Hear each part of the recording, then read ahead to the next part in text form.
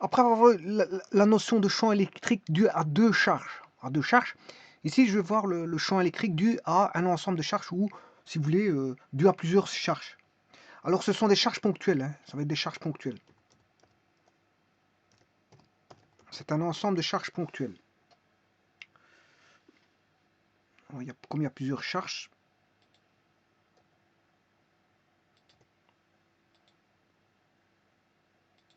alors tout d'abord pour parler de notion de champ électrique, il faut savoir qu'on doit avoir au moins deux charges en présence, au moins deux. Bon, et les charges peuvent être soit positives, soit négatives, et deux charges positives se répulsent, deux charges négatives se repulsent. Deux charges de signes contraires s'attirent. Plus et moins s'attirent, moins plus s'attirent, plus se répulsent et moins se répulsent. Donc le fait d'avoir en présence des charges électriques, ben, on a une force électrostatique qui va être présente. Alors bon, elle peut être nulle suivant la disposition, comme je l'ai déjà dit, des charges dans l'espace. Hein. Voilà.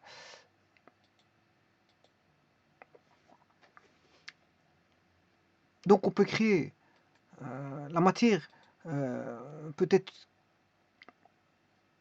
des isolants ou des conducteurs. Alors s'il s'agit des isolants, on peut accumuler des charges ou dans le pourtour de la surface isolante, par exemple par frottement, par contact ou par mutualisation, c'est-à-dire par appelle je sais plus comment le nom, je ne me rappelle plus, c'est soit par contact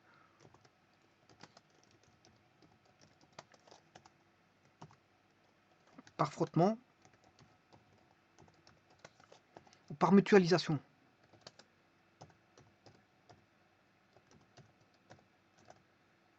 Ou induction, hein. On a induit. Ou influence, voilà. C'est les mots, je viens de les trouver. C'est influence et induction. C'est la même chose.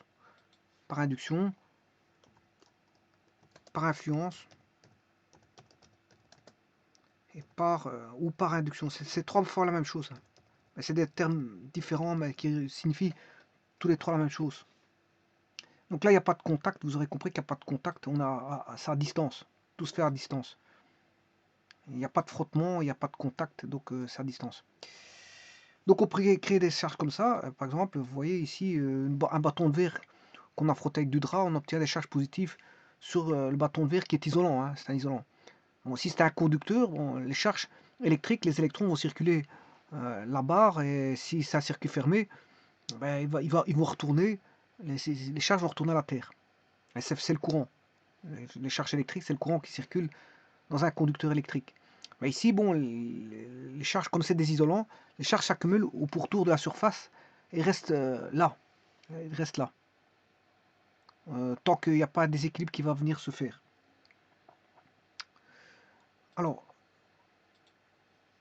pour avoir un champ, des forces électriques, un champ et des forces électriques dues à Coulomb, un champ coulombien, enfin, un champ coulombien trouvé par Coulomb, hein, c'est un champ qui a été trouvé par Coulomb, c'est lui qui a fait l'expérience et qui a trouvé tout ça. Grâce à ces appareillages qu'il a, voilà, qu'il a fabriqués, il a pu déceler ce que valait la charge de Coulomb. Alors pour ça, on peut prendre par exemple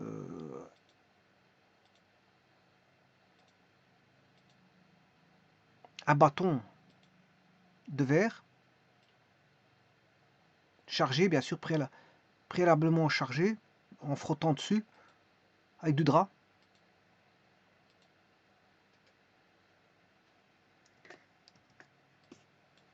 Et donc on a un bâton de verre chargé.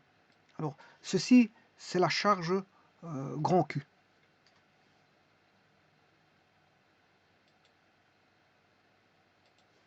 Alors supposons, ici j'ai supposé que grand Q était positif, et je plaçais, bien sûr, là il n'y aura rien qui va se passer, on ne verra pas le champ électrique, parce que il n'y a qu'une seule charge pour mettre à profit le champ électrique, le percevoir. Il faut lui mettre une seconde charge, et ici je vais mettre une charge ponctuelle. Une charge voilà, très petite, qui ressemble à un point.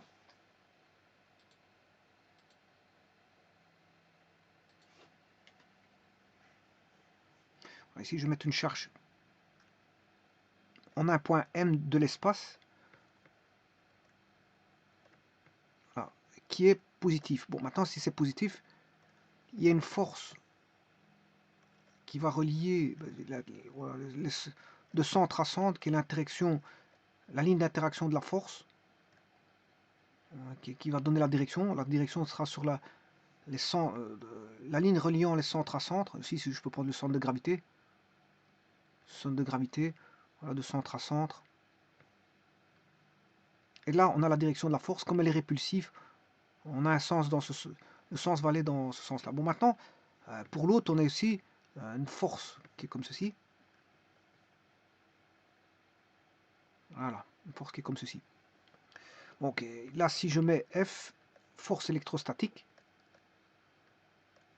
ben, on a la force électrostatique opposée, parce que l'action égale la réaction. L'action égale la réaction. Donc là, on a un système composé de deux charges. Alors, dans tous les cas de figure, il faut mettre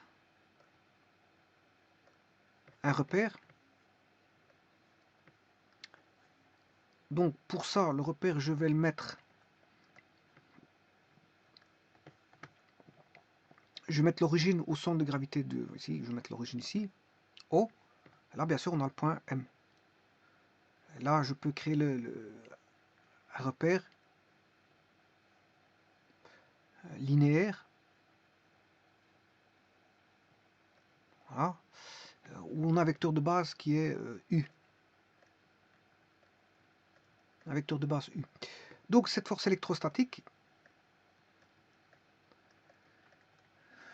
n'est rien d'autre que elle est dépendante de facteurs géométriques, qui est K, et dépendante des charges Q1 et Q2. Et donc ça, c'est Coulomb qui a fait cette expérience-là. Bon, il a vu que c'était dépendant en fonction du placement de charges. Ben, on avait des forces électrostatiques différentes. Ici, on a deux charges qui sont répulsives. Si j'avais une plus-moins, c'est attractif, mais ici, c'est des forces répulsives, puisque j'ai mis deux charges positives, une à droite et une à gauche. La différence, c'est qu'ici, on a un support. Donc ce cas-là va dépendre du support géométrique qui est mis là-bas, qui est un bâton de verre, mais il va dépendre aussi de la distance entre O et M. Cette distance R. Alors il y a une petite erreur bien sûr, puisqu'ici ça dépend bien sûr du vecteur unitaire U. Alors en écrivant ceci, donc cette force-là, c'est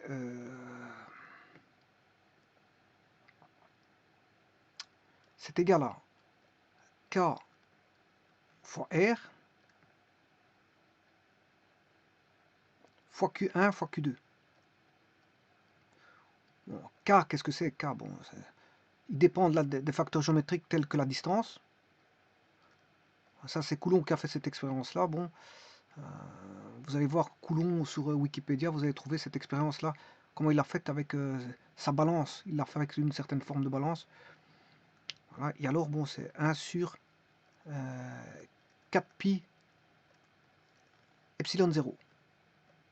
Q1 fois Q2 sur R carré. Voilà que vaut le K. Bien sûr, fois le vecteur R. Alors maintenant, si on isole, si je crée K fois R fait le vecteur K, qui dépend de là, de ça, c'est les facteurs géométriques, hein, distance et les facteurs géométriques du bâton. Ça va donner Q1 fois Q2. Bon, maintenant, dans mon système, ici, le Q1, si je peux appeler, bon, je vais l'appeler grand Q et petit q. Grand Q et petit q. Voilà. Donc je refais la même chose ici. Q1, Q2, c'est grand Q et petit q.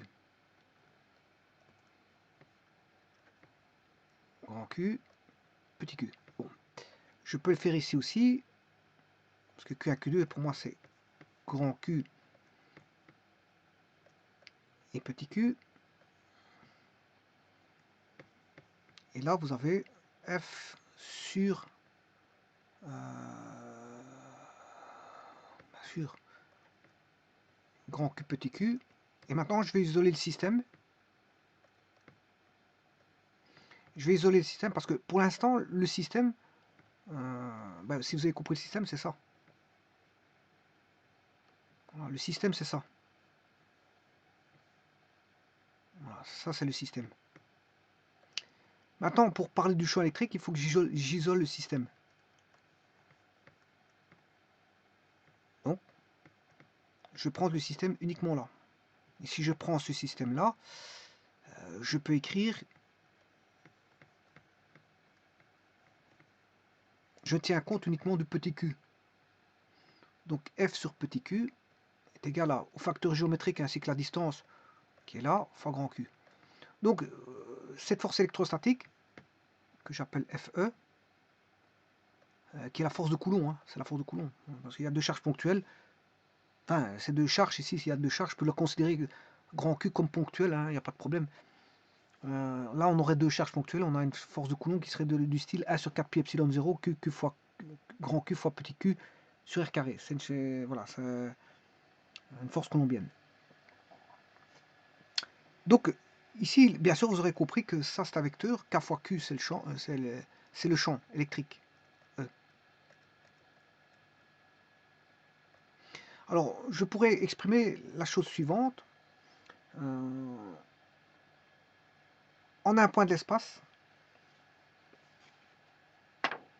je peux dire la chose suivante. Donc, en un point de l'espace, il existe un champ électrostatique. Si en amenant en ce point, donc M, une charge ponctuelle qui est petit q ici, celle-ci est soumise à une force électrostatique. Donc, en un point de l'espace, il existe un champ électrostatique. Si amenant en ce point une charge ponctuelle, celle-ci est soumise à une force électrostatique. Donc, ça veut dire, si vous mettez une charge qui vient une force, et là, ça veut dire que vous avez un champ qui est présent, un champ électrostatique qui est présent. Puisque, bon, si je prends le système en bleu, bien sûr, le système ici, voilà le système. Si on met une charge ponctuelle et qu'il y a l'apparition d'une force, d'office, c'est parce qu'il y a une interaction avec grand Q. Mais on a scindé le problème. Le système en orange, on l'a scindé pour ne plus faire référence à la distance, parce qu'on ne sait jamais on ne sait pas toujours où se trouve la charge grand Q ou les autres charges. Donc pour ne pas parler de distance, ce qu'on fait, on scinde le problème, bien sûr en prenant comme système uniquement la charge ponctuelle petit q qui est au point M. Donc là, ça ne devient plus un effet d'action à distance, mais un effet d'action locale. Ça ne dépend plus que, voilà, sachant qu'est-ce qui a créé ça, bien sûr c'est K grand Q, K grand Q qui a permis de créer cette force électrostatique.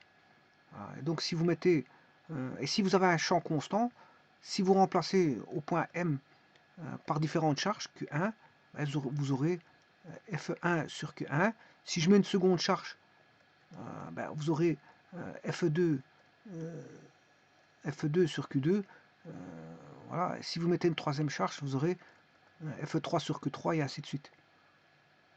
Donc on aura là le maintien d'un champ constant, parce qu'on est dans un champ constant ici. Si je dis que le champ est constant, si E, je fais l'hypothèse que E égale constante, vous allez avoir ça. Donc on aura la présence en fonction des charges déposées. Donc vous voyez que la charge grand Q, je veux dire, n'intervient plus. Enfin, parce qu'elle n'intervient plus. Pourquoi? Parce que c'est le système qui a fait que, comme je l'ai décomposé, elle n'intervient plus, mais elle est toujours là. Et c'est grâce à elle qu'il y a la force électrostatique, mais on ne la regarde plus comme on la regardait auparavant.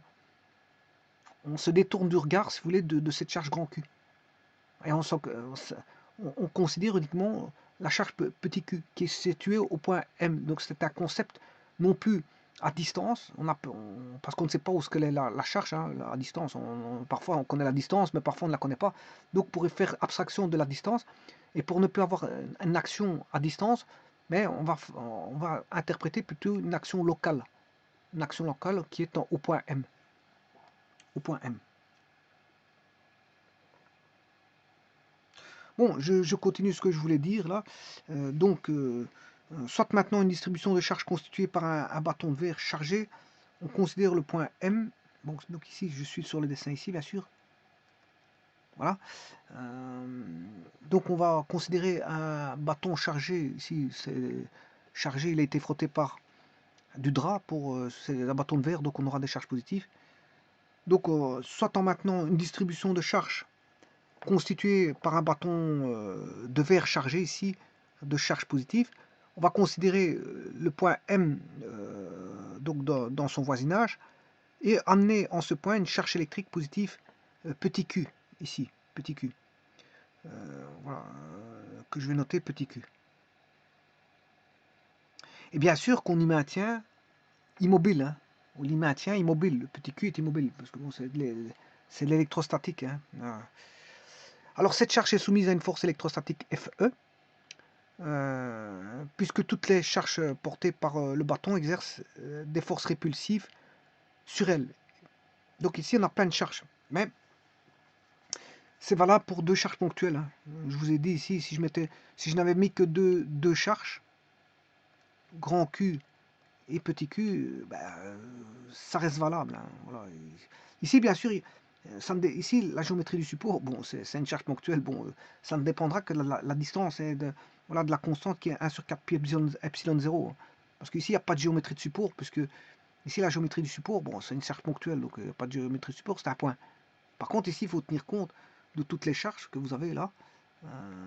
Voilà, et toutes ces charges-là font grand Q. Toutes ces charges-là font grand Q.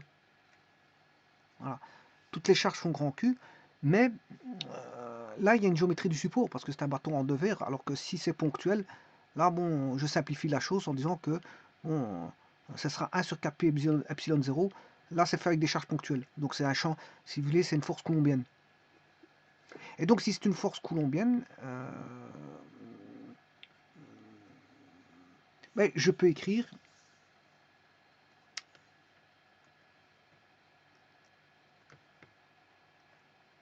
que, là je vais écrire non plus force électrostatique, mais force coulombienne. La force coulombienne sur Q va induire un champ coulombien. Un champ coulombien. Alors le champ coulombien dû à deux charges ponctuelles, c'est égal bien sûr à 1 sur 4 pi epsilon 0. 1 sur 4 pi epsilon 0 fois. Ça, c'est dû à une symétrie sphérique. Hein. C'est pour ça que vous retrouvez ça. Voilà. Quand vous avez une charge, si elle est positive, vous avez voilà. C'est, on va dire, comment est-ce qu'on appelle ça, centrifuge. Ça fuit le centre. Ça fuit le centre. Ça fuit le centre. Maintenant, si vous avez une charge négative, bien sûr, qui n'est pas à côté, hein, parce que si est à côté, il y aura une mutualisation, il va y avoir une interaction par influence. Et donc là, on aura, bien sûr, vous aurez compris que c'est une mutualisation par influence. Bon, je notais, hein. S'il était tout seul le plus, s'il est tout seul,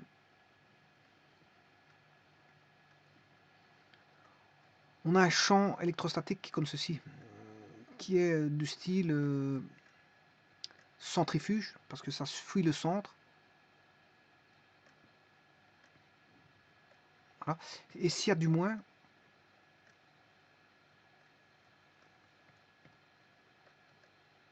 là, c'est toujours radial, mais c'est centripète, ça va vers le centre. Alors s'ils sont tout seuls, bien sûr, hein, s'il n'y a aucune mesure d'interaction. Maintenant, s'il y a une interaction par influence, vous les rapprochez l'une de l'autre, les charges, vous aurez compris que ils vont se... on va voir ceci. Hein. On va voir ça à partir d'ici pour aller là-bas. À gauche, c'est centrifuge, ça fuit le centre, mais à droite, c'est centripète. Et là, vous avez des lignes de champ qui sont comme ceci. Parce qu'il y a une mutualisation, il y a une induction entre les deux, il y a une interaction entre les deux charges.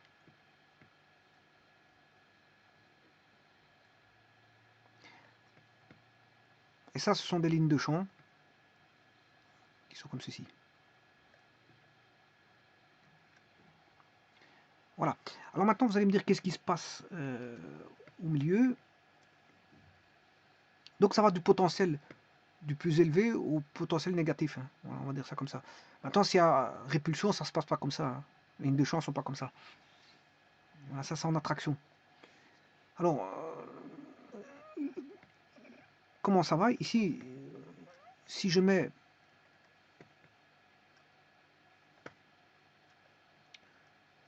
une charge positive, grand Q, en haut, en fait, il y a un repère, hein, il y a toujours un repère, bon voilà. Et en M, je mets une charge positive, plus, s'il y a plus, c'est répulsif, force répulsive. On a une force répulsive. Ça, c'est l'opposé de la force répulsive, parce que c'est l'action égale la réaction. Et là, en M, vous allez avoir le champ qui est du même sens que FR, parce qu'on a... Et là, il fuit le centre. Là, c'est centrifuge. Centrifuge, ça fuit le centre. Alors, le centre, c'est O. Là, c'est O. Alors maintenant, alors, la formule, c'est bien sûr, c'est le champ, c'est E est égal à F sur Q. Alors, Q étant positif, donc E et F sont dans le même sens. Maintenant, je remets toujours le même contexte, O, le point M, et là, je veux dire que Q est négatif, là, Q est toujours positif. Alors, si je fais E est égal à F sur Q, là, il y a une attraction, on a une force d'attraction, F, bien sûr, il y a l'action égale la réaction, force d'attraction, F', et le champ sera comme ceci. Pourquoi? Parce que E est égal à F sur Q, et Q étant positif.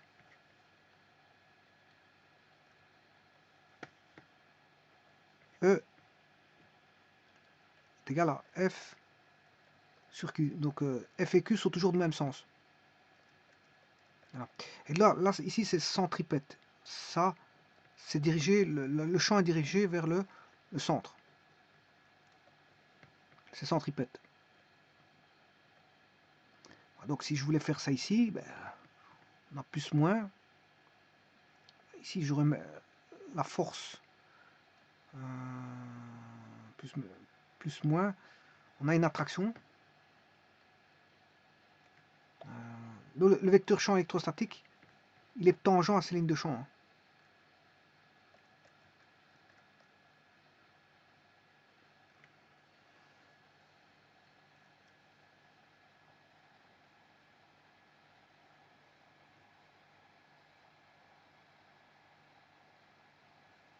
Voilà, donc ici j'ai mis le centre, c'est O. O, le centre. M, c'est la charge plus. Là, il s'attire. On aura la force qui est comme ça. Et donc le champ qui est comme ceci. Il va dans le même sens. Donc c'est-à-dire que si je devais le mettre ici, ce champ, il est comme ceci.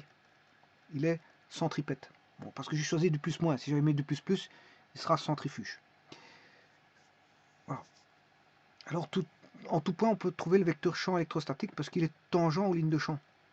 Faites des tangentes aux lignes de champ. Et là, vous aurez le vecteur champ électrostatique.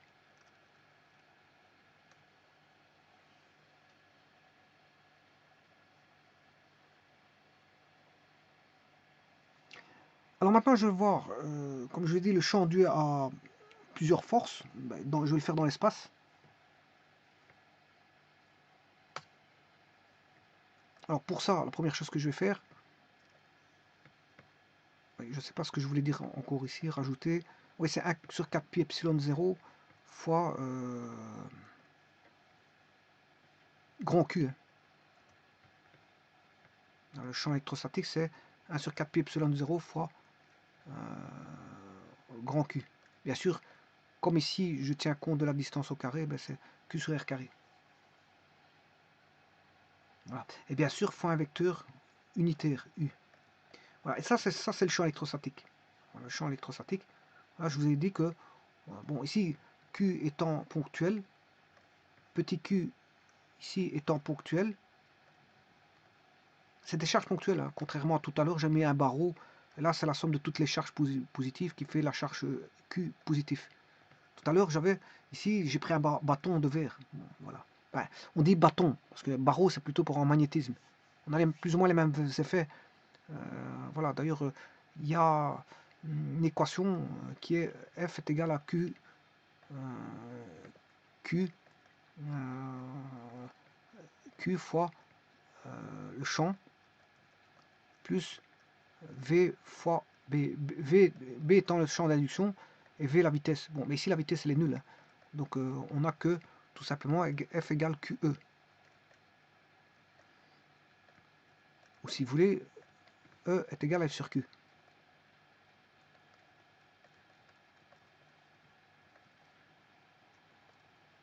Voilà. Bon, maintenant, je vais faire ça pour... s'il n'y a pas de vitesse, voilà, c'est tout est au repos. En plus, j'ai pas mis de champ magnétique.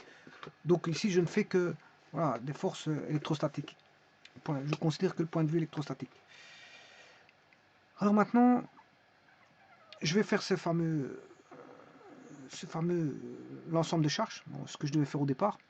Alors ça, c'est un rappel pour deux charges. Hein. Maintenant, je vais le faire pour un ensemble de charges. Je le fais pour deux et puis bon, je vais conjecturer. Alors, soit un ensemble de charges.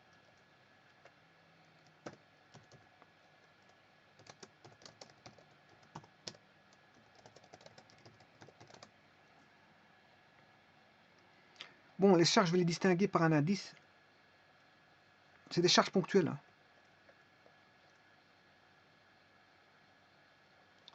Voilà que je vais appeler avec un indice Q, indice I.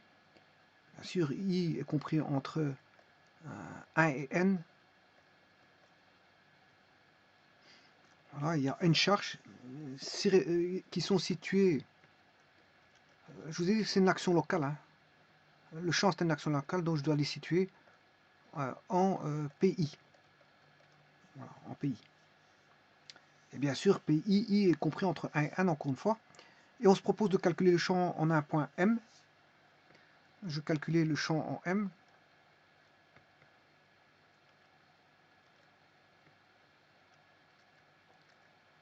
Je vais calculer le champ au point M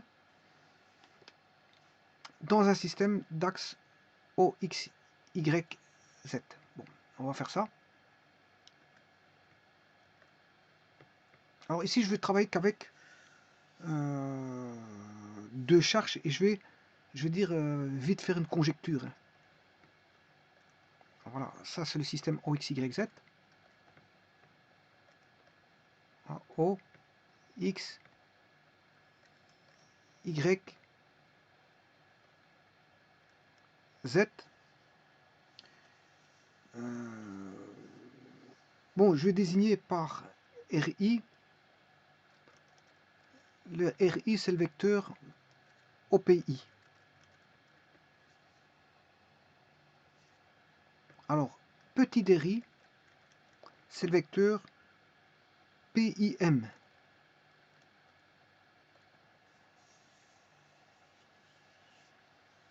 Alors, UI,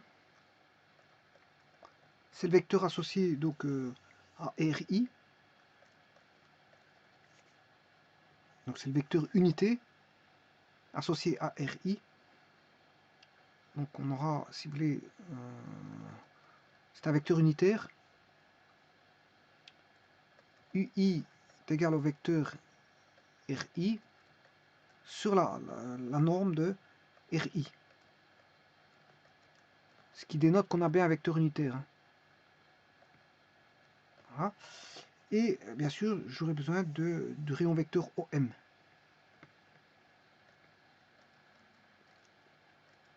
Voilà, ça c'est le rayon vecteur. Alors, si je devais faire un dessin de tout ça, je vais mettre que 2 charges pour vous montrer comment ça va. Après, je vais conjecturer.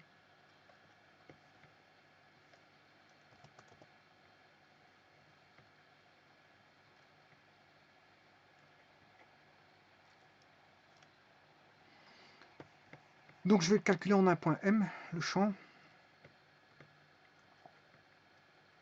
qui est ici. Alors, j'ai OP1. OP1, bien sûr, en OP1, j'ai la charge Q1.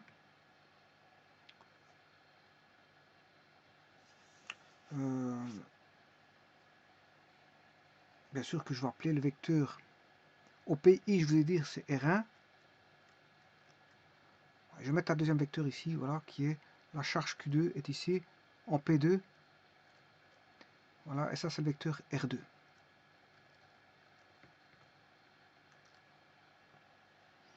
Alors le rayon vecteur il est là, c'est OM. Ça c'est le rayon vecteur. Et bien sûr je vais mettre les vecteurs petit ri. Ri c'est P1M.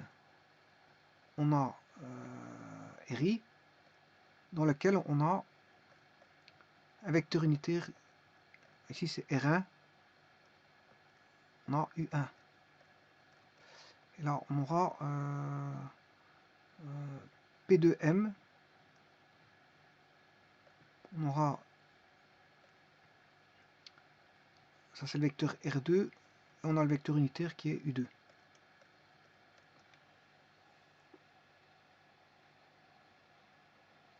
Et donc, en recherchant le champ qui va être produit en M,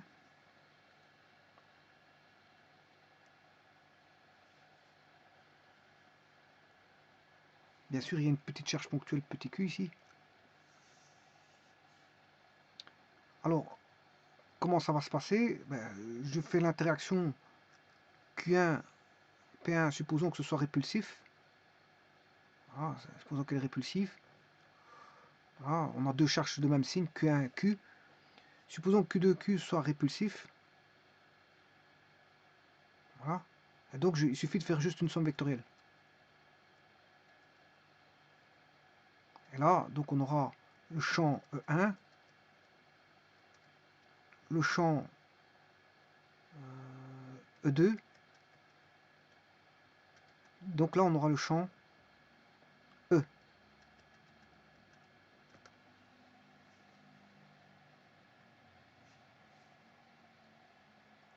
Donc en d'autres termes, je l'ai fait avec 2. Ce qui veut dire que, en d'autres termes, le champ s'obtient en recherchant, si vous voulez, la résultante vectorielle des champs individuels EI, dû à chacune des charges grand QI. Bon, et donc je pourrais écrire ceci.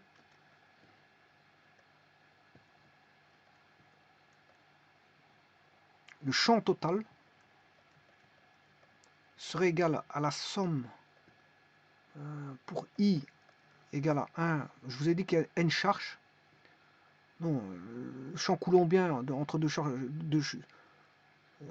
ponctuelles, c'est 1 sur 4 pi epsilon 0 q sur r carré, c'est ça. Hein. Mais bon, bien sûr avec un vecteur unitaire ici. Et donc j'adapte ça ici. Donc c'est 1 sur 4 pi epsilon 0 qui est une constante. Hein. C'est un invariant, ça, c'est une constante. Fois les charges QI, bien sûr sur chacune des distances qui sont les distances RI carré. Parce que les distances, je vous ai dit que c'était RI. La distance P1M, P2M, P3M, etc. Donc c'est R1, R2, R3, R4. Et, ça. Et ne pas oublier chacun des vecteurs UI. Hein.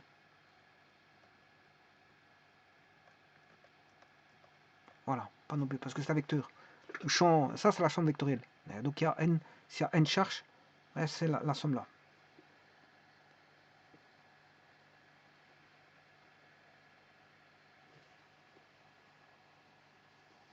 Alors, pour la distance RI carré, elle peut se calculer par le carré scalaire. Hein. Comment peut-on calculer les RI carrés? C'est égal à RI fois RI. Voilà. Et ça, c'est ρ moins RI fois ρ moins RI.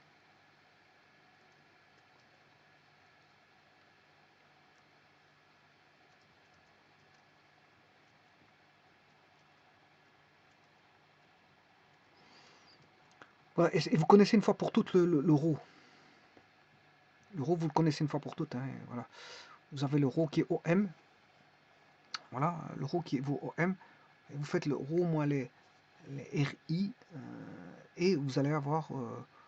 voilà, vous faites le produit de ρ moins RI fois ρ moins RI qui est RI ici. Parce qu'on sait bien que R1 plus R1 égale ρ. Mais que R2 plus R2 égale ρ. Et ainsi de suite. Et R3 plus R3, grand R3 plus petit R3 vaut ρ. Donc je peux tout parler pour avoir les distances par rapport à ρ. Donc ρ moins RI fois ρ moins RI. Voilà, et ça, vous avez voilà, les distances.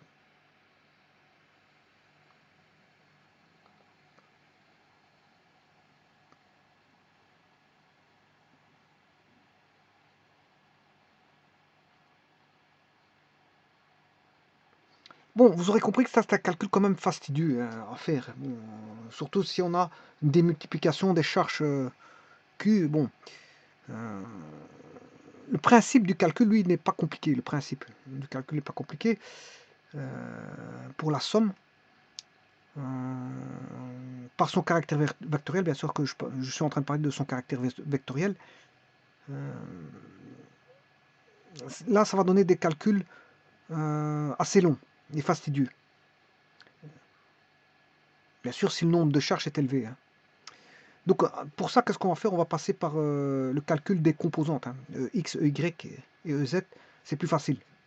Donc, bien sûr, du champ résultant. Hein.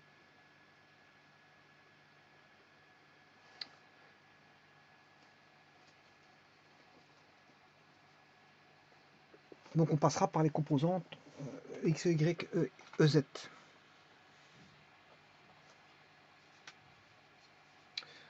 Bon, qu'est-ce qu'on pourra dire aussi? Ben, on peut calculer par rapport aux forces. Par rapport aux forces, sachant que E est égal à F sur Q, ben, s'il y a plusieurs forces électrostatiques, F1, F2, F3, ben, je ferai la somme des forces. Donc ce sera la résultante. Hein. Voilà, la somme des forces FI, qui est la somme des forces.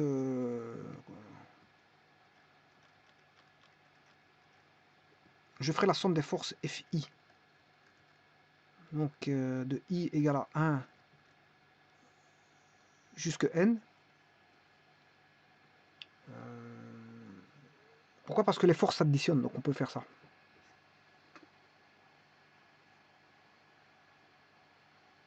Et donc je ferai bien sûr ici, comme on sait bien que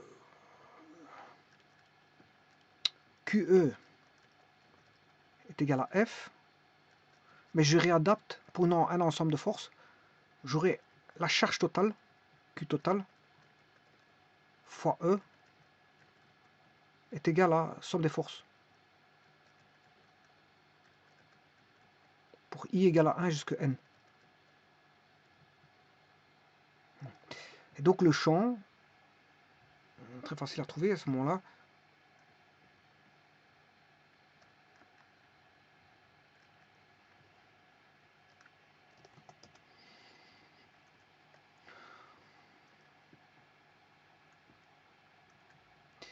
le champ sera tout bonnement égal à somme des forces, de différentes forces, FI, sur la charge totale.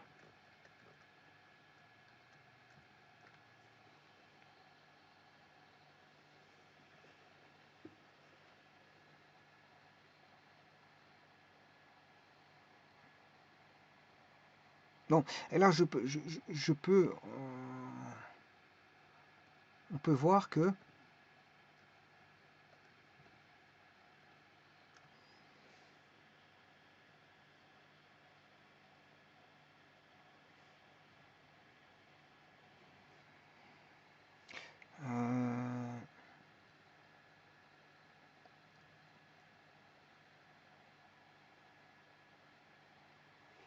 je sais pas si je raconte une petite bêtise. Je regardais sur RI. Ouais. Oui, c'est ça. Hein. La somme des QI, c'est la charge totale.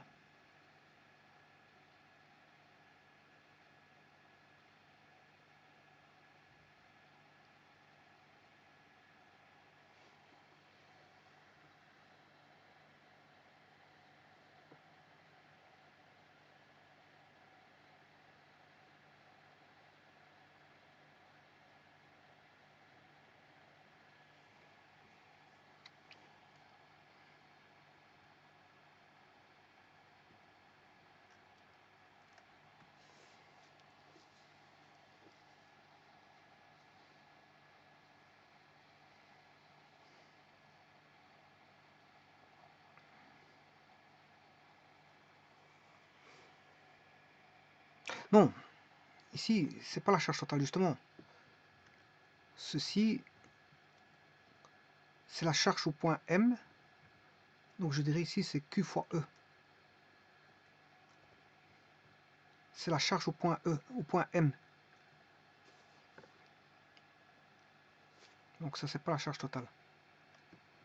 J'ai bien fait de contrôler.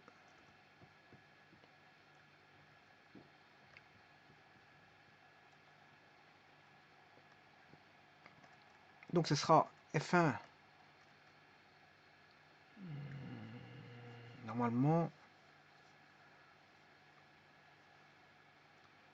F1 sur Q1 plus F2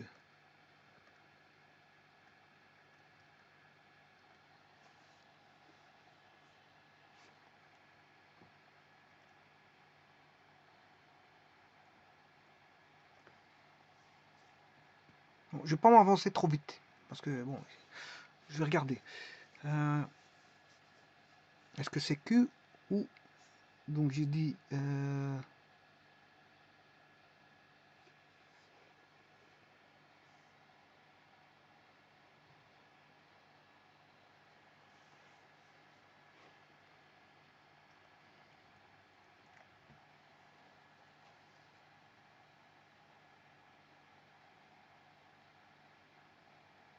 et ça c'est le champ, c'est le champ. Ça c'est le champ. Si je fais fois Q, si je fais fois Q ici, je multiplie par Q, donc je multiplie par Q toutes les sommes, et là à ce moment j'aurai toutes les forces. Voilà, c'est ça, c'est ça, c'est ça. Donc en d'autres termes, si je multiplie par Q, Q fois E, j'aurai toutes les forces.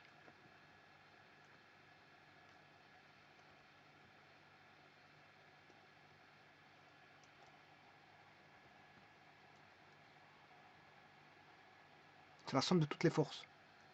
Puisque je multiplie toutes les le Q par la somme des QI 1 sur 4 pi epsilon 0 sur RI carré fois UI. Ouais, donc QE c'est la somme des forces.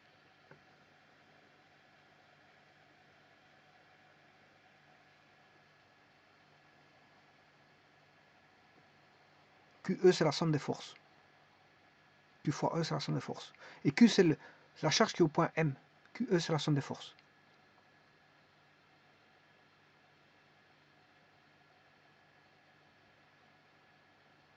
Bon, mais ce que j'aurais pu faire, c'est justement ceci. partir, connaissant la somme des forces, qui est égale à QE. La somme des forces est égale à QE, voilà ici.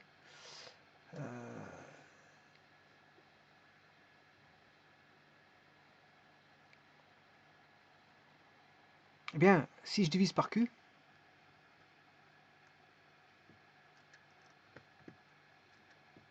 donc on sait bien que Q fois E, c'est la somme des forces.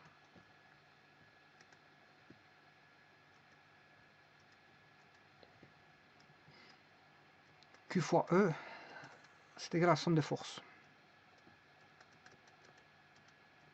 Et si je divise par Q, c'est la somme des forces sur Q, et ça c'est la somme des champs. Donc le champ total, ben, c'est la somme des champs EI.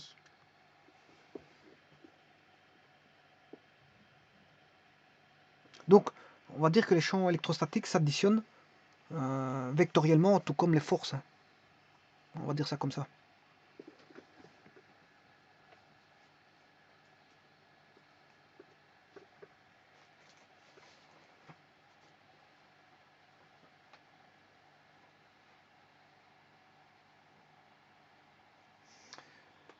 Bon, maintenant,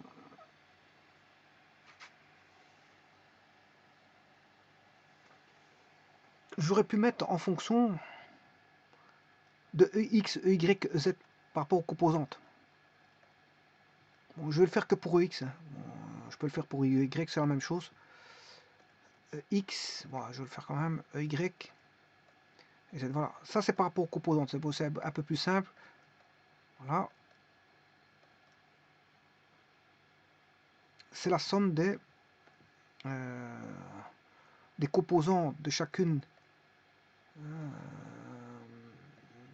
de chacun des champs suivant l'axe des X. Là, ce sera la somme des champs suivant Y, la somme des champs suivant Z.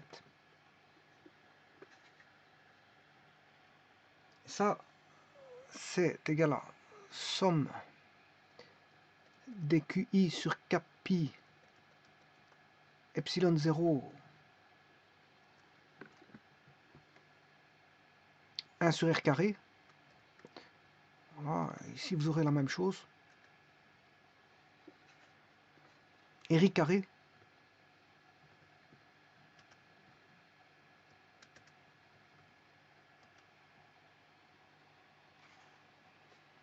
Et vous aurez 3 fois la même chose.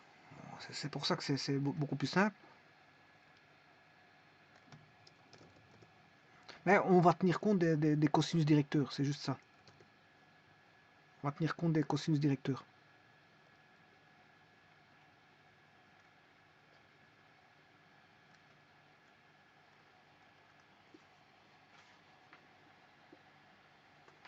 Donc on aura les cosinus alpha ici, les cosinus bêta i et les cosinus gamma i. Alors on va tenir compte des cosinus directeurs.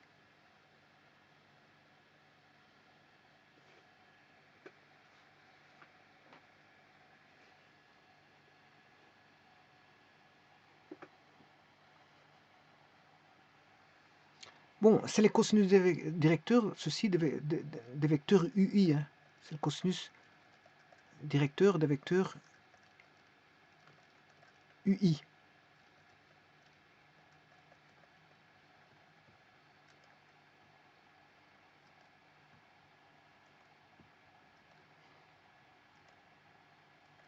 Voilà, c'est le cosinus directeur des vecteurs que voici.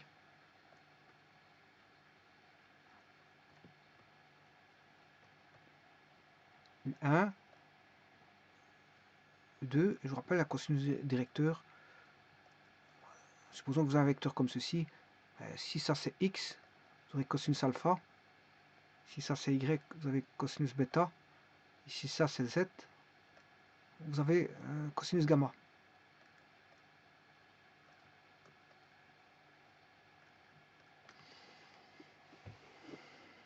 Voilà.